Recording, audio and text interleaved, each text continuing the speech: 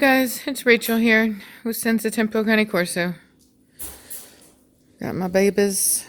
Got Seneca up here with me, hanging out, being a good girl. She's being such a goodie. Midnight, Velocity. Blondie, what are you doing? What you eating, girl? Hey. Hey. Hey, get down from there. Tennessee up on the counter as usual, trying to sneak some food. And here's Cashmere. So, I have some really bad news to report. I'm trying to find the most diplomatic way of saying this. As many of you know, I got Tennessee from a fellow breeder, and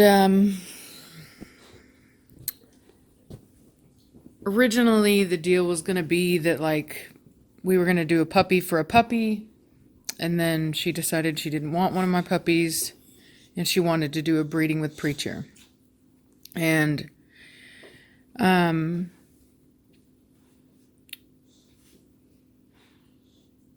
there was, I guess, a mistake on my part was that just me being, I'll be honest with you, I'm one of those people that I can sometimes be too agreeable. I was so appreciative of, get down, stay out of my coffee. No, Seneca, stay out of my coffee.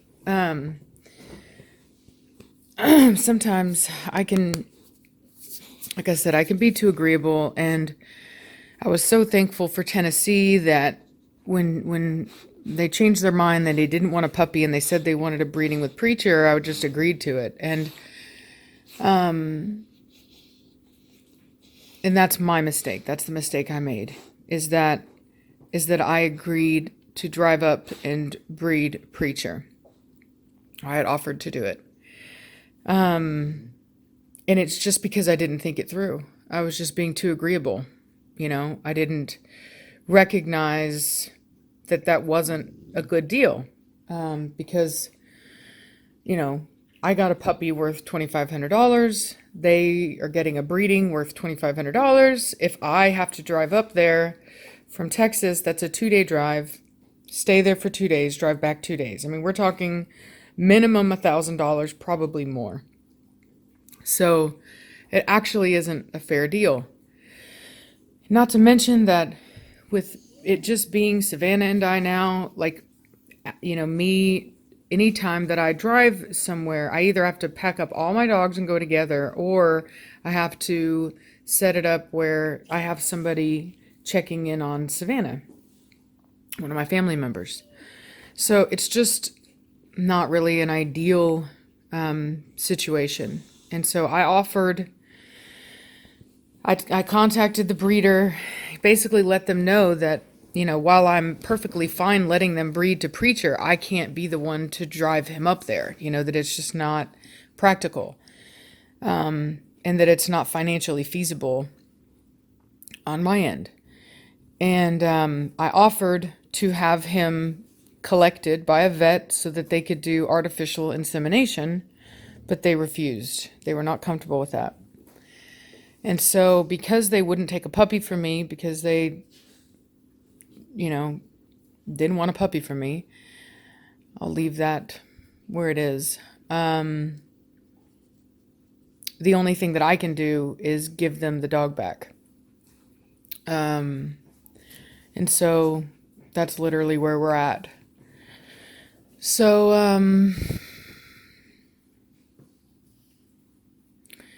it's really unfortunate. I lost a friend.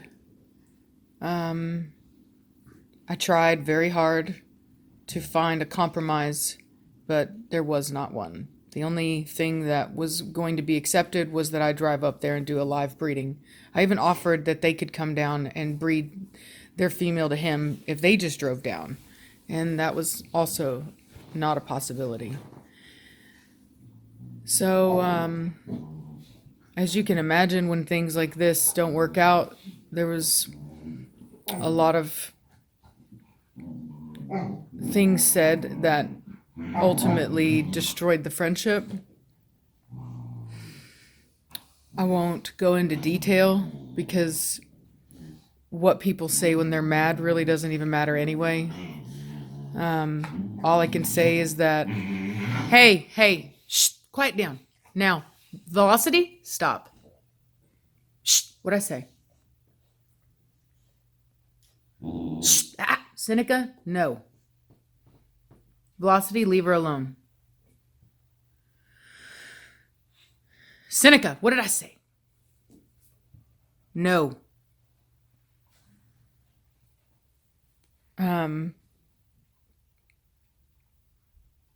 I think that, as most people know, that at a certain point,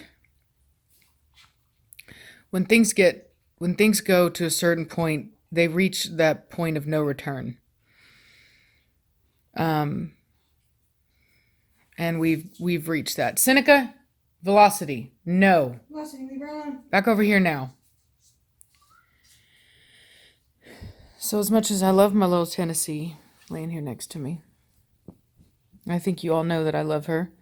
I've only ever spoken positive about her and complimented her. She's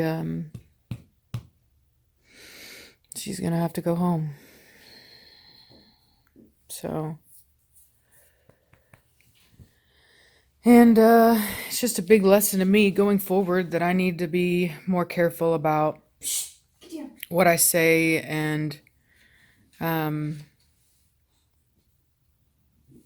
need to be better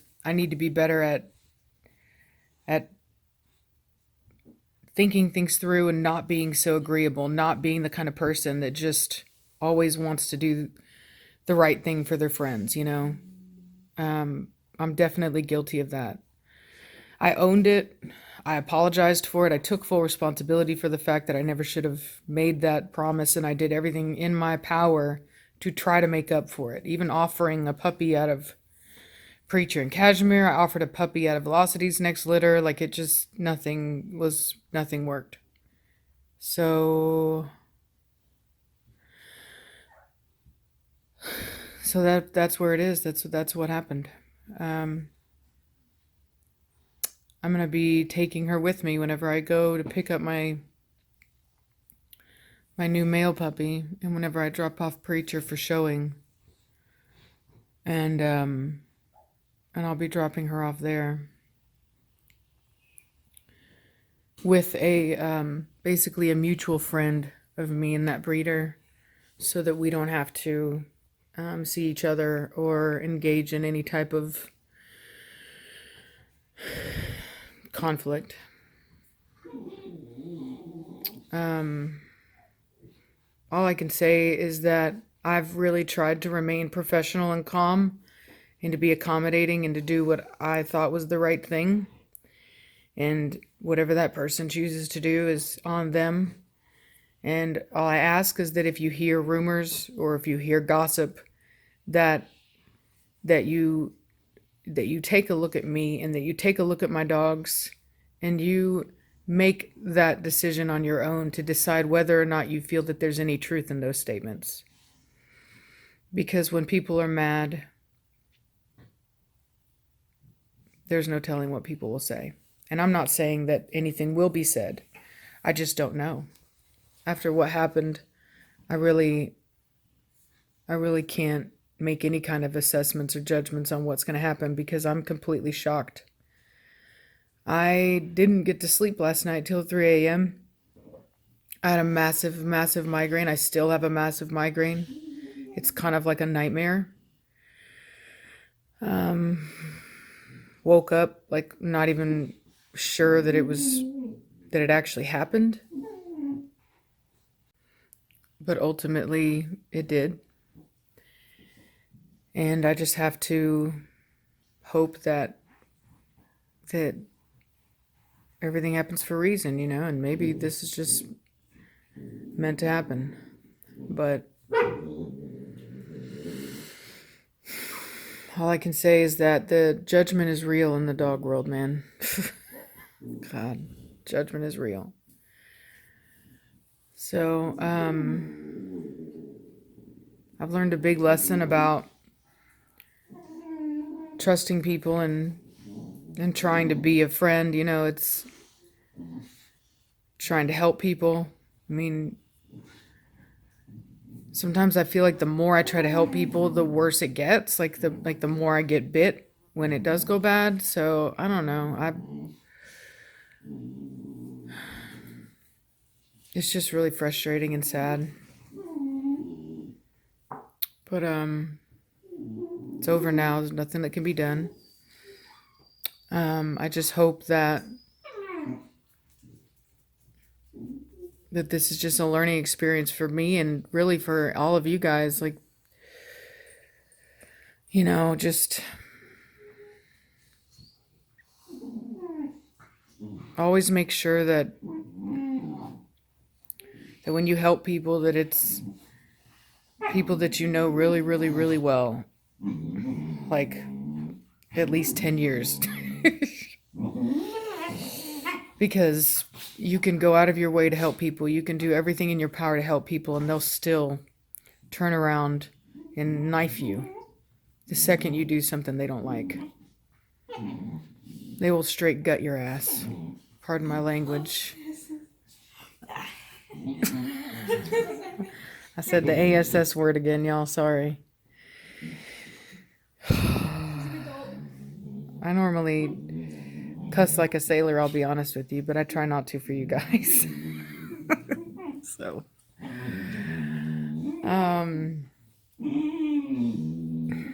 anyway,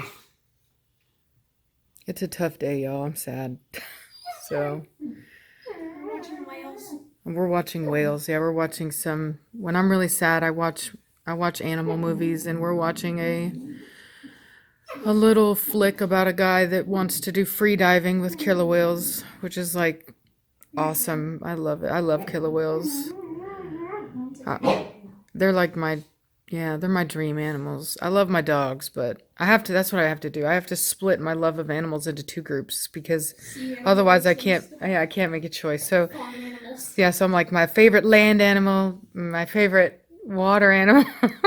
And then even with whales, I have to like separate it. I'm like, okay, like, you know, like, because I love humpback whales, right? Like I love them just about as much as I love killer whales. But killer whales are not whales. So I can always say my favorite dolphin is a killer whale.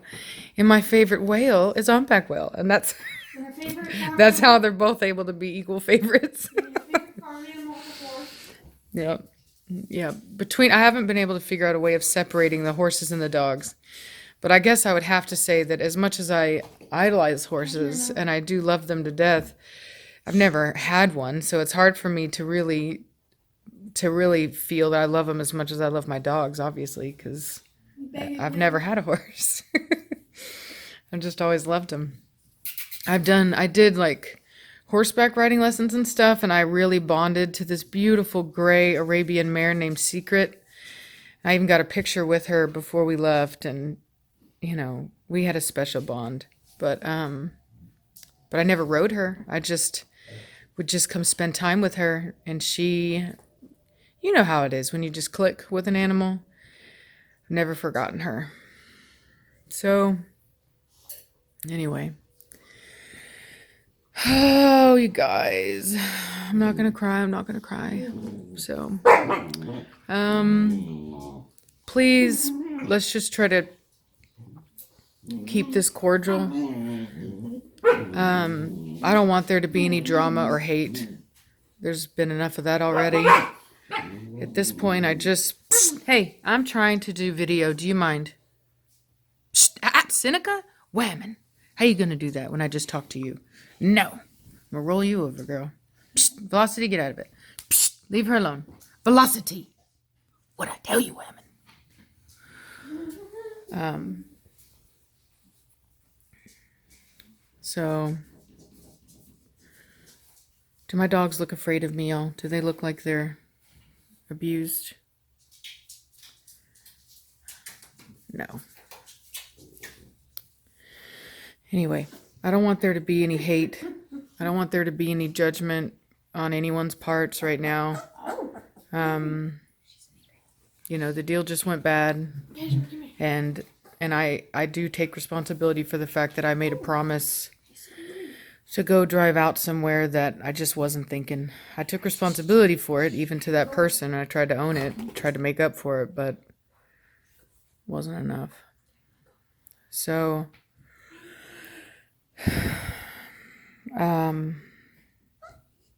sorry to have such a sad video today, but it's really just no other way around it. It's the reality of the situation.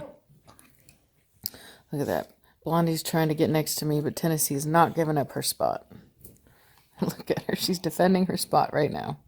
She's like, no, don't you dare try to take my spot. And Blondie's like, whammon, I'm bigger than you. I will lay on you. I will take that spot regardless. Go away. Go. Wait. Look at them competing just to be next to me.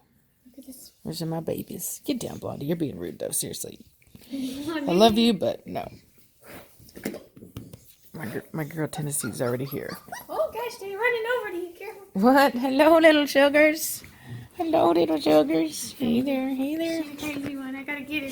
She's gonna run. I'm gonna attach a video that I made earlier of Preacher and one of his babies to the end of this video to try to end it on a positive note. So, She's just angry. but you know, everybody thinks that being a breeder is just breeding dogs and making money. And I tell you what, man, you will never find a harder business to do business in than breeding. You know, Yeah, I gotta put her back. okay. There are more stories of things breaking down, co-ownerships, all that kind of stuff, all the deals. There's more stories of things breaking down than there are of them working out. So if I could offer any suggestion, it's buy any dog outright. Don't owe anybody anything. Don't trade. Don't nothing. Just buy the dog outright. That way it's yours and you don't have to do anything, and it's just done and over with, and it just is what it is, you know? You're just cute, but you're angry. So anyway, I probably said a little bit too much, but you know me. I'm an honest person. I like to put the truth out there. And even though this isn't the entire truth, as far as all the details, sometimes it's just better to leave some of that stuff out, because it isn't going to do anything other than fuel hatred and anger. And I don't want anybody to be experiencing that. Like, it doesn't, it's just unnecessary. It broke down, it didn't work out, and it is the way it is. So, hope you guys have a better day than I am. I'm going to finish up this killer whale documentary and probably watch a bunch of other animal documentaries to try to distract myself and cheer myself up. Because nothing makes me happier than animals. Hey, Preacher. Hey, Dover. Hey, to my sugar. Anyway, the house is coming along too, by the way. As I said last night. Hey, y'all quiet down. Hey, you guys. Seriously. Velocity, what did I tell you from earlier? Stop. Leave her alone. Seneca, chill out. Whammon. Shh. Seneca. Sorry, you guys. So, anyway. Well, I'll leave y'all to it. Think positive for me. Send some positive energy my way. Prayers if you got them. Because it's a rough, dark time over here right now, y'all. So, anyway. Talk at you later. Bye.